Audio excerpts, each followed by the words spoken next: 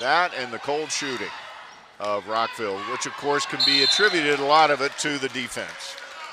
And now Rockville, they seem a little bit lackluster. They sense that they're down right now by 13 points. They see it slipping away, and they're starting to lose. It seems like they're starting to lose heart.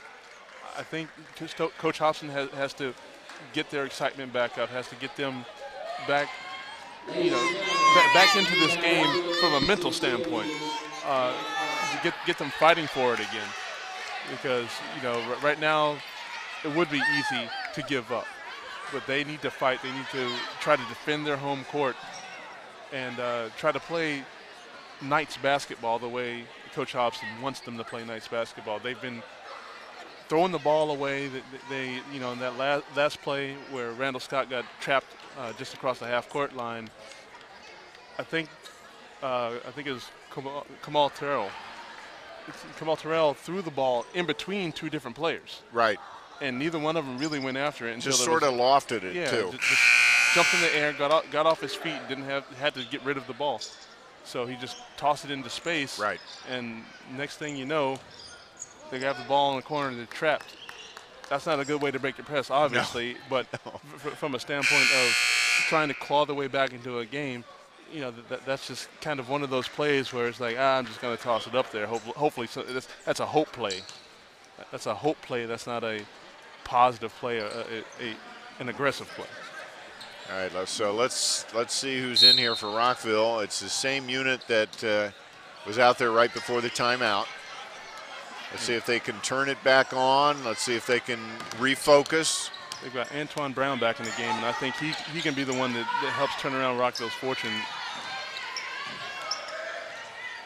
There's Scott, and he missed it. And there's a foul. Yeah. And I think Randall Scott needs to catch that ball on the block right there and maybe take a power dribble to gather himself up before going up. I think he tried a little leaner.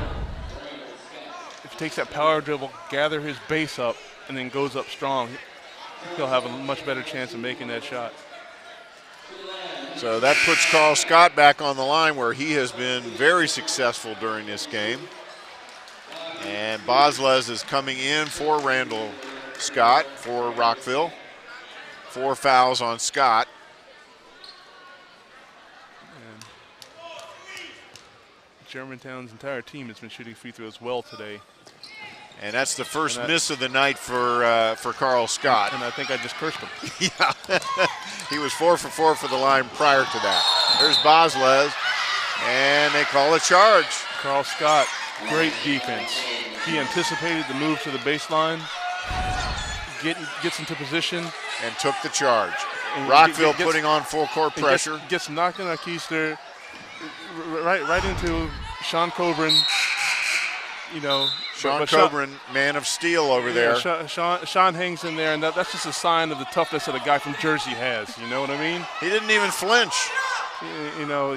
He kind of reminds me of gritty, gutty world champion Ronnie Belliard in that respect. That's for sure. That is for sure. Good parallel. All right, and Rockville fouls.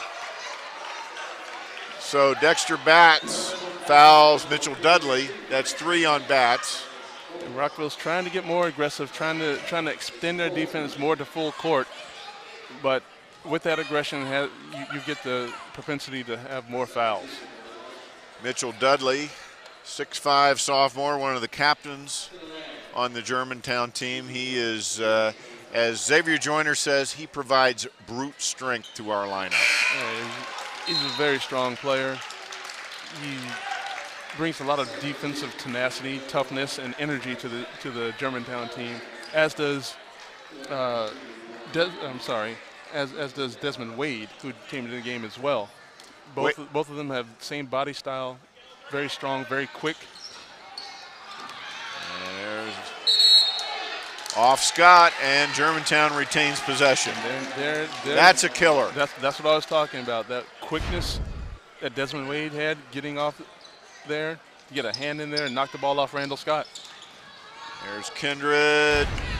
Antoine Brown comes out with it, takes it all the way down, and went too far.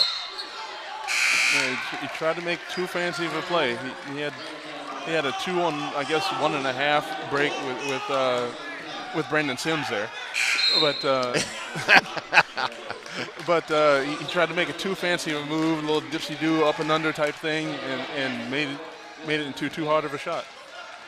Full court pressure here by Rockville, and Dudley runs it down like a defensive back. There's Carlson for the easy bucket, and he's fouled. And this game is seemingly getting out of hand right here. Rockville can't buy a bucket, and Germantown seems to get the bucket and the call on every play. Just about, it seems. And their shots are falling, and Rockville's aren't. Yep, and sometimes that's the way the ball bounces. There's Dave Carlson, and he makes it. Germantown doing a much better job at the line tonight. Xavier Joyner's got to be happy about that. And they are enjoying their biggest lead of the game so far. And there's a foul off the ball, it appears. That was Mitchell Dudley being a little bit too aggressive defensively. 64-47 Germantown with 7:15 to go in the ball game. And you can see how aggressive both teams have been, because there it is, 7:15 left in the game. Both teams are in the double bonus. Double bonus.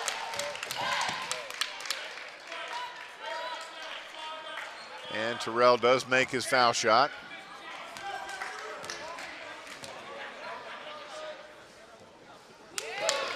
And he makes the second. He's the best foul shooter on this team. And he knocks down 2, which they were desperately needed by Rockville.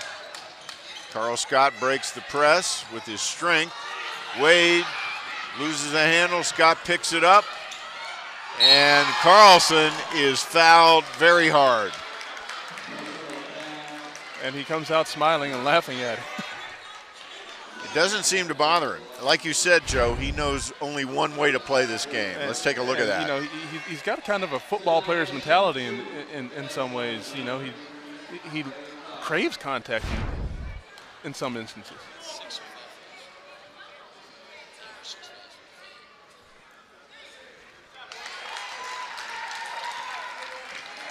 So he makes the first. Got nice form for a big guy at the line. Oh, yes. He's very skilled at the line.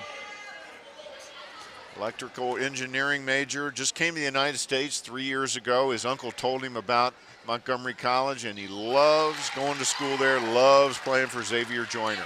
Well, you know, as everybody in our crew knows, electrical engineers are fantastic people. They sure are. And there is Fleming. Fleming gets one, and Rockville starting to find the bottom of the net all of a sudden here, but is it too late? That's the question with 6:41 to go in the ball game. They have definitely turned up the defensive pressure. There's a foul on Fleming. Well, Rockville has no choice but to try to speed up the game, extending their defense out. And you see Fleming there, he gets a hand in on, and sends Carlson back to the line. Again, the guy with a really nice stroke from the line. Fleming with 4 fouls. Looks like Fleming's about to come out and Bat's going to come get him. You jinxed him again, Joe. Hey, look, I'm good at it. If anybody watching this wants somebody jinxed, just call me up.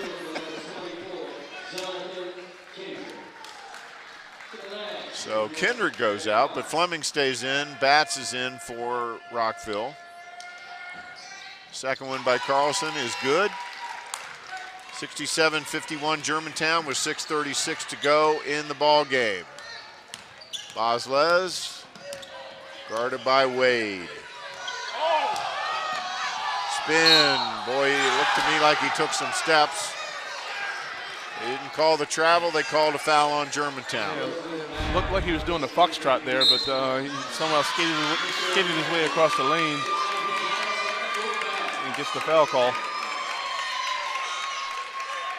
And there's a timeout on the floor.